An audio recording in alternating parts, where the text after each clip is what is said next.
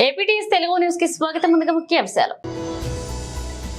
Car గుర్తుకు vote వేసి నన్ను ఎంపీగా గెలిపించాలి.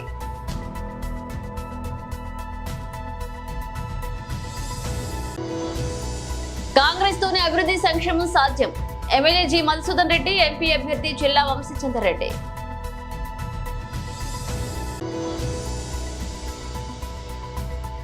ఒక బండికి రెండు ఎడ్లలాగా కలిసి పనిచేస్తాం అంటున్న మల్లు రవి.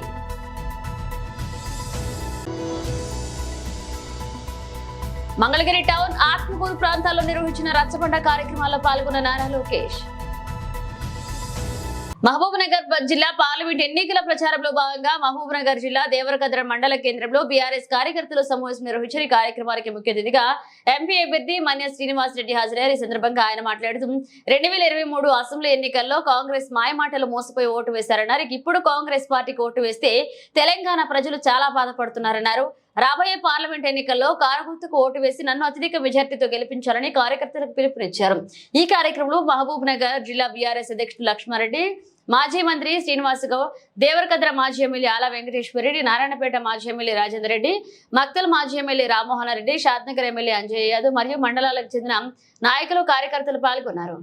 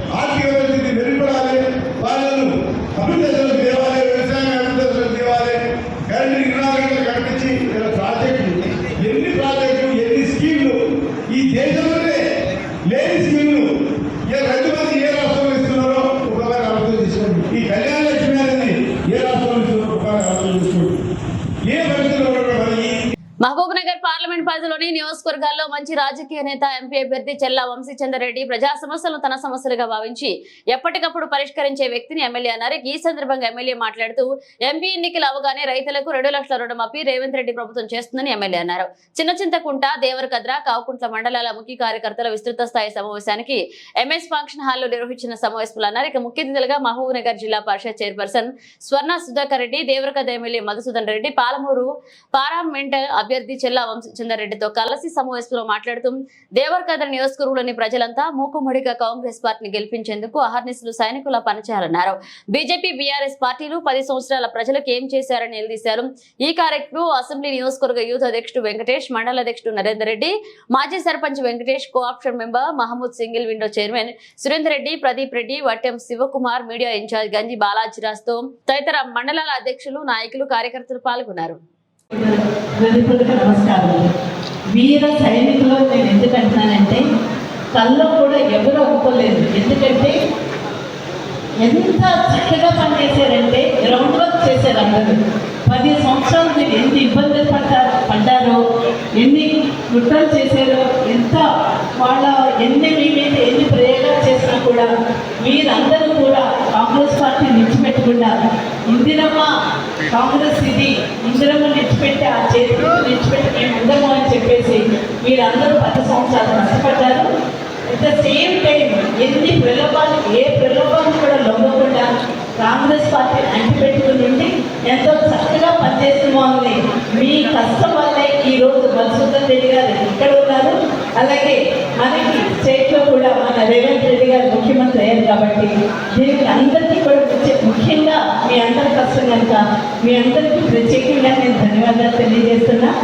ఇంకొక విషయం ఏంటంటే ఎవరు కూడా అనుకోకుండానే కాంగ్రెస్ పార్టీ అధికారంలోకి వచ్చింది.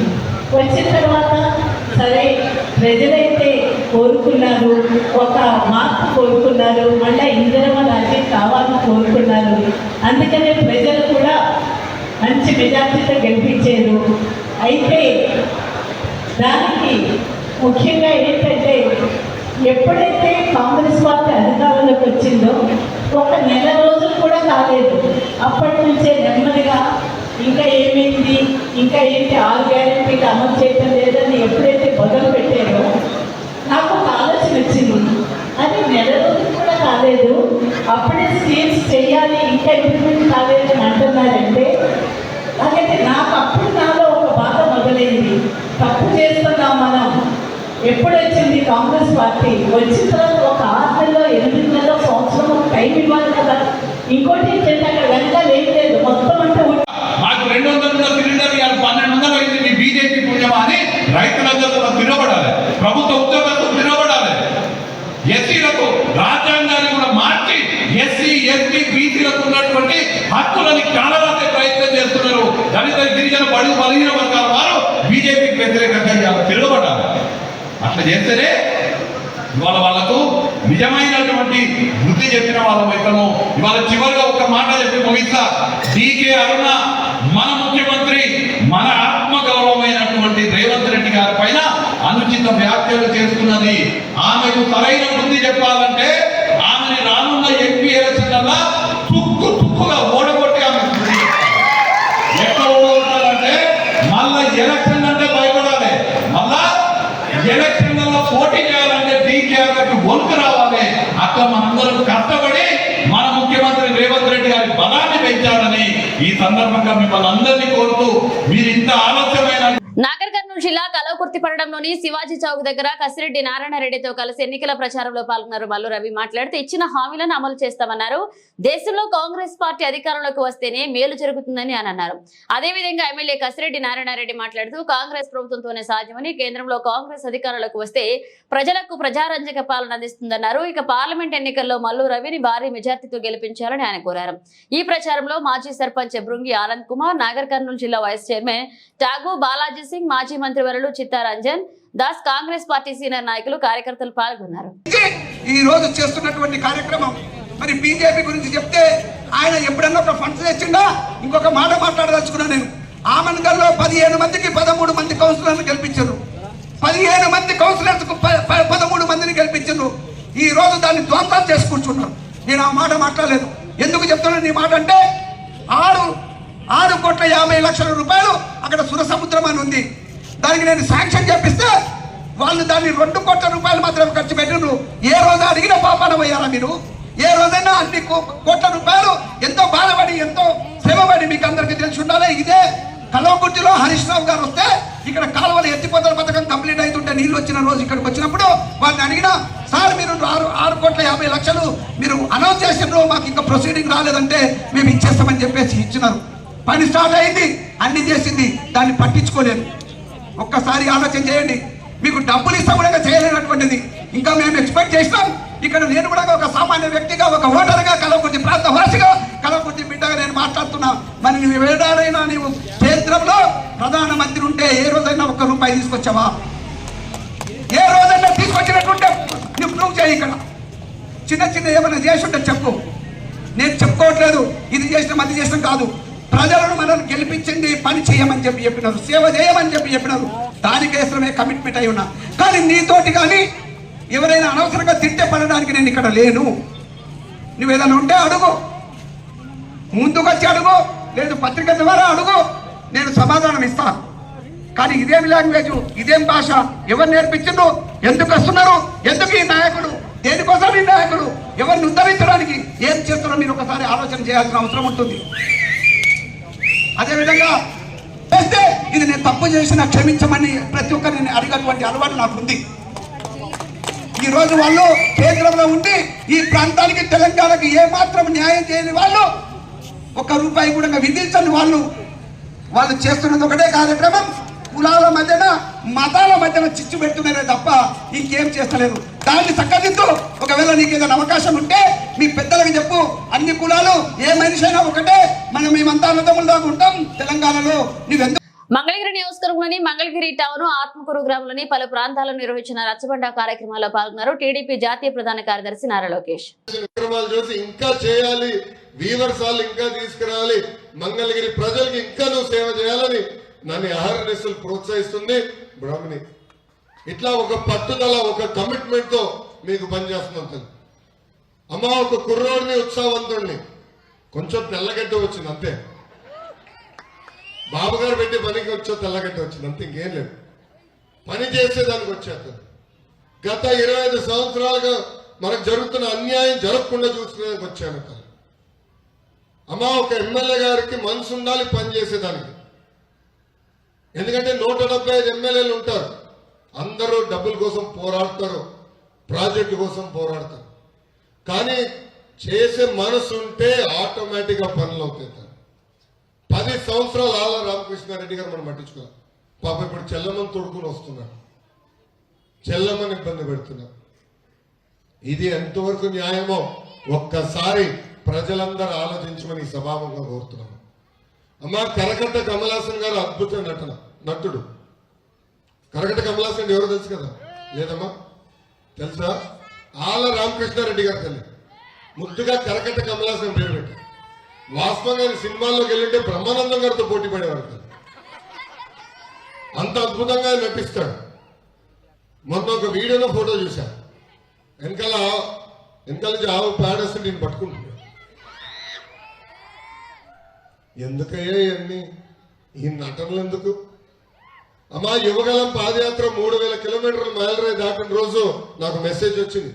ఆళ్ళ రామకృష్ణారెడ్డి గారు ఎమ్మెల్యే పదవికి వైకాపా పార్టీకి రాజీనామా చేశాడు. అబ్బో చాలా చిత్తశుద్ధి ఉందనుకున్నా. ఆనాడు ఆయన చెప్పాడు, జగన్మోహన్ రెడ్డి గారు 1200 కోట్ల రూపాయలు మంగళగిరి అభివృద్ధికి కేటాయిస్తున్నారు, కనీసం 12 కోట్ల రూపాయలు కేటాయించలేదని ఆయనే చెప్పాడు తల్లి. ఇంకా మంగళగిరిలో నివసిస్తున్న నిరుపేద కుటుంబాలకు ఇల్లు పట్టాలు ఇస్తాను, ఇవ్వలేకపోయామని ఆయనే చెప్పాడు తల్లి. ఏకంగా ఆయన మంత్రి చేస్తానని జగన్మోహన్ రెడ్డి గారు హామీ ఇచ్చారు, ఆ హామీ నిలబెట్టుకోలేదని ఆయనే చెప్పాడు తల్లి. కానీ 2 నెలలు ఏమైంది తల్లి? మళ్ళీ వచ్చాడు కరకట్ట కమలాసన్. 2 నెలలు ఎవరు కంపడలా, ఆయన మళ్ళీ ఇప్పుడు వచ్చి తాడేపల్లి కొంప ముందలు కంపడ్డాడు. ఇప్పుడు మళ్ళీ వచ్చి చెల్లమని తోడుకు వచ్చి ఆయన ప్రచారం చేస్తున్నారు. ఈ స్వభావంగా కరకట్ట కమలాసన్ సూటిగా ప్రశ్నిస్తున్నారు, మీరు ఈరోజు ఏ మొహం పెట్టుకుని మా మంగళగిరి ప్రజలు ఓటు అడుగుతారని నేను ప్రశ్నిస్తున్నా. గతంలో మీరు అనేక హామీలు ఇచ్చారు, ఇల్లు పట్టాలు అందిస్తా ఉన్నారు, రోడ్లు కడతా ఉన్నారు, డ్రైన్లు వేస్తా ఉన్నారు, తాగునీరు ఇస్తా ఉన్నారు. ఏ ఒక్క హామీ మీరు నిలబెట్టుకున్నారని ఈ రోజు మళ్ళీ వచ్చి మా ఓట్లు అడుగుతారని ఈ సభాముఖంగా కరకట్ట కమలాసన్ని నేను ప్రశ్నిస్తున్నా. అమ్మా తరతరాలుగా మనకు కొన్ని సమస్యలు ఉన్నాయి.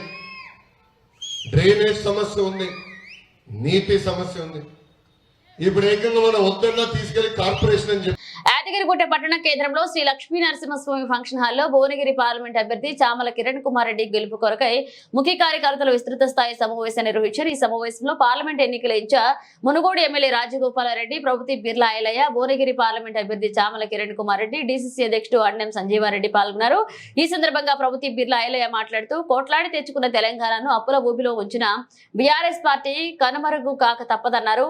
తెలంగాణ ప్రజల స్వరాష్ట్ర సహకారాన్ని నెరవేర్చిన సోనియమ్మకు మనస్మంతా రుణపడి ఉండాలని సూచించారు. నూతన ప్రభుత్వంలో ఇప్పటికే 5 గ్యారెంటీలను అమలు చేస్తున్నామని, త్వరలో మిగిలిన 1 గ్యారెంటీని కూడా అమలు చేస్తామన్నారు. ఇక ప్రజా సంక్షేమ కాంగ్రెస్ పార్టీ లక్ష్మణి రాబోయే పార్లమెంట్ ఎన్నికల్లో భువనగిరి ఎంపీగా చామల కిరణ్ కుమార్ రెడ్డిని భారీ మెజార్టీతో గెలిపించాలని కోరారు.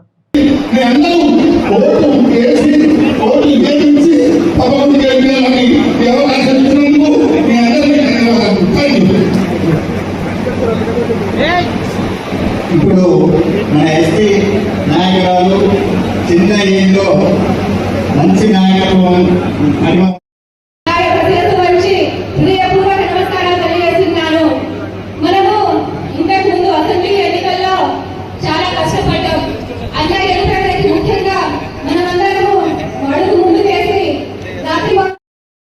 మన చామల కిరణ్ కుమార్ రెడ్డి గారు కనుక పార్లమెంట్ పంపించుకుంటే ఇక్కడ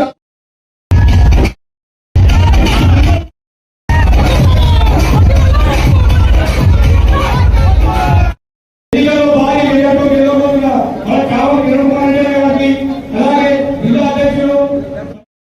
భాగస్వామ్యం ఉంటుంది, వారి కాంట్రిబ్యూషన్ ఉంటుంది. ఖచ్చితంగా ఎన్ని గుళ్ళు కట్టాలో, ఎన్ని దేవుళ్ళ దగ్గర పోతామో మనం రోజు చూస్తూ ఉంటాం. ఎక్కడ ముందుకు పోతుంది కనుక ఖచ్చితంగా కిరణ్ కుమార్ పెద్దనిచ్చిన అందుబాటులో ఉండడం, అదే మాదిరిగా అందుబాటులో ఉండడానికి ప్రభుత్వం నుంచి కూడా ఢిల్లీ నుంచి కొట్లాడి నిధులు ఇవ్వడానికి మీ అందరికీ సేవ చేయడానికి వచ్చినటువంటి మన సోదరుడు చామ కిరణ్ గారు కూడా భారీ మెజార్టీ నుంచి మనం గెలిపించాల్సిన అవసరం ఉంది. అదేవిధంగా ఈ సమావేశానికి వచ్చినటువంటి రాష్ట్ర నాయకులు, జిల్లా నాయకులు 9.5 సంవత్సరాలు బాధలు కోర్చినాం. ఎన్ని కేసులు పెట్టినా, ఎన్ని ఇబ్బందులు పెట్టినా, ఇలా ఎండకు వానకు వచ్చి మీ అందరి కష్ట ఫలితంతో ఇలా ప్రజాపాలన చేస్తున్నటువంటి ఈ ఆలయంలో కాంగ్రెస్ జెండా ఎగరడానికి ప్రతి కాంగ్రెస్ సైనికుడు కష్టపడ్డాడు. చరిత్రను తెలియాల్సి 50,000 మెజార్టీ ఇచ్చారంటే అది మీ అందరి కష్టం, మీరందరి శ్రమ అని చెప్పి చెప్పక తప్పదు. గతం ఎట్లయితే కష్టపడ్డామో ఈ 30 రోజులు కష్టపడితే నాకు ఒక పెద్దన్నగా, నాకు తోడుగా ఢిల్లీ నుంచి ఇలా గల్లీ దాకా నిధులు తీసుకొచ్చి మనకు అభివృద్ధి చేస్తారు. కాబట్టి రాజగోపాల్ సహకారంతో ఖచ్చితంగా భోగి పార్లమెంట్ లో 7 నియోజకాలకు రాజన్న సొంత నియోజకం మునుగోడు కంటే కూడా ఆలయంలో పార్లమెంట్ రావాలి. ఎందుకంటే గతంలో పెద్దలు కోమటిరెడ్డి రాజగోపాల్ రెడ్డి గారు తెలంగాణ ఉద్యమ సమయంలో పెద్దలు కోమటిరెడ్డి వెంకటరెడ్డి గారు తెలంగాణలో బ్రాండ్ కోమటిరెడ్డి బ్రదర్స్ అంటేనే ఒక బ్రాండ్. కాబట్టి వాళ్ళ సహకారంతో గత 5 ఏళ్ళ అన్న సహకారం, మొన్న గడిచిన 5 ఏళ్ళు కోమటిరెడ్డి వెంకటరెడ్డి గారి సహకారంతో ఆలయంలో అన్ని విధాలు అభివృద్ధి చేసుకున్నాం. ఆలయంలో మనమే అధికారులుగా ఇలా సంబరపడ్డాం. కాబట్టి వాళ్ళ నాయకత్వాన ఇలా పెద్దలు చామల కిరణ్ కుమార్ కూడా భారీ మెజార్టీ గెలిపిస్తే మీరందరూ రేపు గ్రామాలలో నామినేషన్ చేసి ఇంట్లో కూర్చుంటే కూడా sarpanch, MPDC, ZPC, MPP, ZP chairman కూడా కన్వర్షన్ చేసుకుంటారు. ఎవరు కూడా ఇబ్బంది పడుతూ ఇంత పెద్ద మనుషులు మనం అనుకున్నారు. మన ప్రభుత్వం అండ ఉంది. మన ప్రభుత్వంలో తల్లి సౌమ్యం ఇచ్చినటువంటి అవ్యవస్థ 6 గ్యారెంటీలు ఇప్పటికే 5 గ్యారెంటీలు అమలు చేసుకున్నాం. రేపు మీ గ్రామాలలో ఒక్కొక్క గ్రామంలో 30 నుంచి 40 ఇందిరా మిల్లు ఇవ్వబోతున్నాం.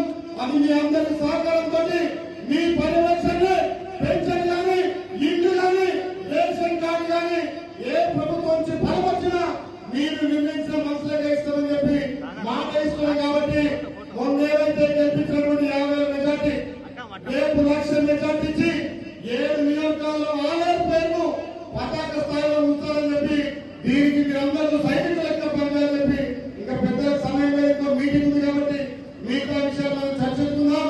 ప్రతి గ్రామంలో ప్రతి కార్యకర్త ఈ 30 రోజులు పనిచేసినట్లయితే ఇది మా కోసమో మీకోసమో కాదు, మన కుటుంబం కోసం, ముఖ్యంగా స్థానిక సంస్థల కోసం ఎవరు పనిచేస్తున్నారు, ఎవరు గ్రామంలో కష్టపడి ఏ బూత్ లో మెజార్టీ వచ్చిందో ఆ బూత్ మేము లెక్క రాసుకుంటాం. కాబట్టి మన కోసం రేపు మీరంతా ప్రజాపతులు రావడానికి కష్టపడాల్సిన అవసరం ఉంది. కాబట్టి దయచేసి ఒకటే చెప్తున్నా, నేను ఎందుకు పనిచేయాలని కాదు, మీరు బాధ్యతగా ప్రేమతో పనిచేసి ఆలయంలో తిరిగి రావాలి. దాంట్లో మీరే సైనికులు కావాలని తెలియదు. మనకు మంచి రోజులు వచ్చినాయి.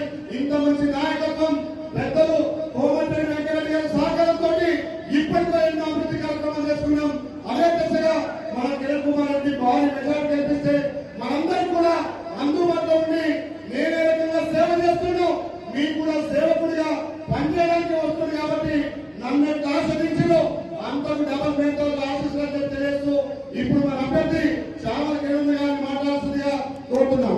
పార్వతీపురం మన్యం జిల్లా ఆంధ్రప్రదేశ్ ట్రైబల్ జేఏసీ సహకార దర్శి మండల గిరిధర్ రావు మాట్లాడుతూ ఈ రోజు కేంద్ర ప్రభుత్వం అరకు పార్లమెంట్ కు సంబంధించి ఎంపీ సీటు కొత్తపల్లి గీతా గారికి ఇచ్చారు. దానికి సంబంధించి గిరిజనులంతా కూడా మొదటి నుంచి వ్యతిరేకిస్తున్న కనీసం అమ్మికి తప్ప వేరే ఎవరికి మార్చలేదు. అందుకు మేము నిరసనగా బైక్ ర్యాలీ చేపట్టామన్నారు. ఈ రోజు మక్కువ మండలం నుంచి ఎన్నికలు అయ్యేదాకా అన్ని నియోజకవర్గాల్లో ఉన్నటువంటి గ్రామాలను కలుపుకుంటూ అరకు, పాడేరు, చింతపల్లె దాటి రంపచోడవరం ఏరియా మొత్తం తిరుగుతామని, అందులో భాగంగా ఈ రోజు సాలూరు మండలం నుంచి బాచిపేట మండలం పెద్దవలస పంచాయతీ ఈతమాముల వలస వరకు వెళ్లడం జరిగిందని గ్రామంలో ఇంటింటికి పేరు పేరున తెలియపరిచామన్నారు. ఏ పార్టీ కూడా నిజమైనటువంటి గిరిజనుల గురించి ఆలోచించడం లేదు. ఎంపీ సీటు గిరిజనుల కోసమే కేటాయించినా సరే నకిలీలకే ప్రాధాన్యత ఇస్తున్నారే తప్ప స్థానికంగా ఉన్నటువంటి నిజమైన గిరిజనులకు అవకాశం కల్పించడం లేదన్నారు. కొత్తపల్లె గీత టికెట్ ఇస్తే చిత్తుగా ఓడిస్తామని చెప్పి ఇంటింటికి ప్రచారం చేయడం జరిగింది. ఈ రోజు 10 బైక్లు ర్యాలీ చేయడం జరిగింది. ఇక నాతో బాడంగి ఆనంద్, నంద్యాడ నారాయణ పాల్గొన్నారు. కొత్తపల్లి గీత గారిని కొత్తపల్లి గీత గారిని కొత్తపల్లి గీత గారిని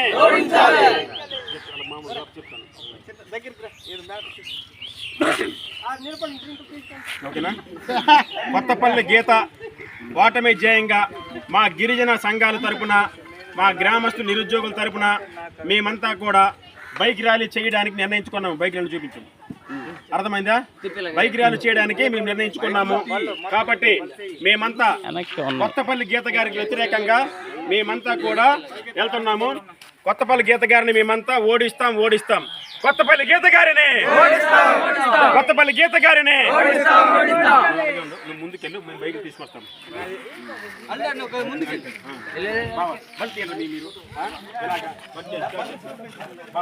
తీస్తాను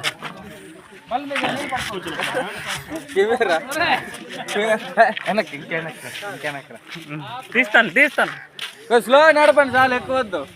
రావాలి మీ అందరు రావాలి, వెనక్కి చల్లగా రావాలి. అదే తీయాలగా రండి బైక్ రాలి బైక్ రాలి రానే అది అది చాలు ఉట్టినా బాబా నేను తిప్పురా బండి తిప్పురా. అదే అయిపోయింది. మైరు కడితే ఇచ్చాడు. కొత్తపల్లి గీత గారిని ఓడించాలి. కొత్తపల్లి గీత గారిని ఓడించాలి. కొత్తపల్లి గీత గారిని ఓడించాలి. కొత్తపల్లి గీత గారిని ఓడించాలి. కొత్తపల్లి గీత గారిని ఓడించాలి. కొత్తపల్లి గీత గారిని ఓడిద్దాం. కొత్తపల్లి గీత గారిని గీత గారిని గీత గారిని అరకు పార్లమెంట్ సంబంధించి నిజమైన గిరిజనుడికే కావాలి, కేటాయించాలి. బైక్ ర్యాలీలో భాగంగా ఈరోజు పాచిపెంట మండలం పద్మపురం పంచాయతీ కదా,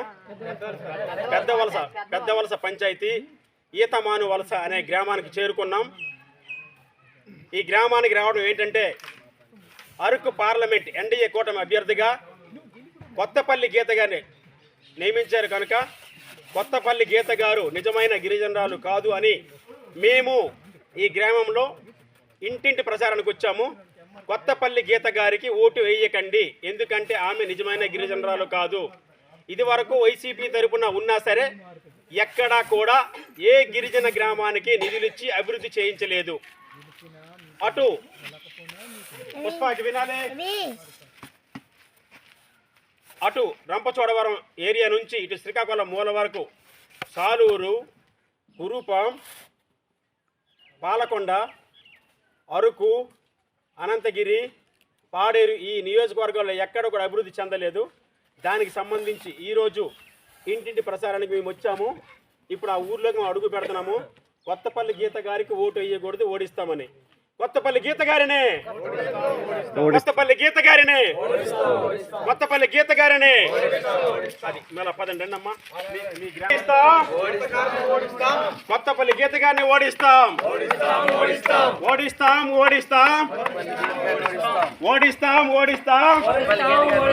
కొత్తపల్లి గీత గారిని ఓడిస్తాం.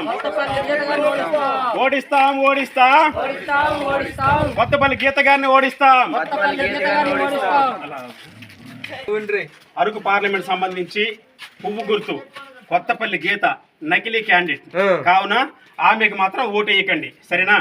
అందరికి ప్రతి మండలంలో వెళ్ళి బైక్ ర్యాలీతో వెళ్ళి మరీ చెప్తున్నాము, కొత్తపల్లి గీత గారిని మనం ఓడిద్దాం. కొత్తపల్లి గీతను ఓడిస్తాం, సరేనా? అందుకే ఇంటింటి ప్రసారం చేస్తున్నాం, సరేనా? కొత్తపల్లి గీత కమల పువ్వు, ఆమె నకిలీ. శనివారం రాత్రి విజయవాడలో మేమంతా సిద్ధం బస్ యాత్రలో ఉన్న సీఎం జగన్ పై ఓ అగంతకుడు చేసిన రాయి దాడి ఘటనపై రాజకీయ ప్రముఖులు స్పందిస్తున్నారు.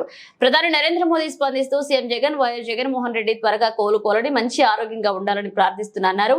ఈ మేరకు శనివారం రాత్రి ఎక్స్ వేదికగా ఆయన స్పందించారు. సురక్షితంగా ఉన్నందుకు సంతోషం, కేటీఆర్ మీరు సురక్షితంగా ఉన్నందుకు సంతోషం అన్నారు. ఇక జాగ్రత్త జగనన్న అంటూ బీఆర్ఎస్ కార్యనిర్వాహక అధ్యక్షుడు తెలంగాణ మాజీ మంత్రి ఎక్స్ వేదికగా స్పందించారు. ఇక ఏపీ సీఎం జగన్మోహన్ రెడ్డిపై జరిగిన దాడి తాను తీవ్రంగా ఖండిస్తున్నారు.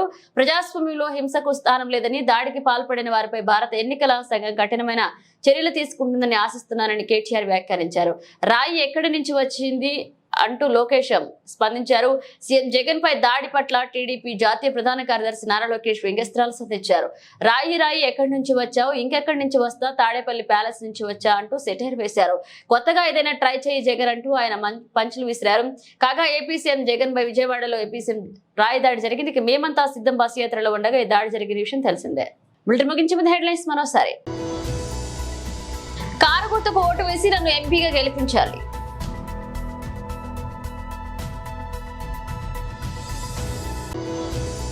కాంగ్రెస్ తోనే అభివృద్ధి సంక్షేమం సాధ్యం. MLA G Madhusudan Reddy, MP అభ్యర్థి చెల్లా వంశీచంద్ర రెడ్డి.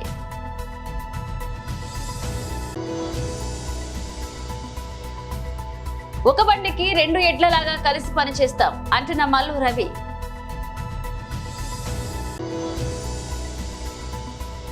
మంగళగిరి టౌన్, ఆత్మకూరు ప్రాంతాల్లో నిర్వహించిన రచ్చబండ కార్యక్రమాల్లో పాల్గొన్న నారా లోకేష్. ఇవి ఇప్పుడు అప్డేట్స్. మన అప్డేట్స్ తో మళ్ళీ కలుద్దాం.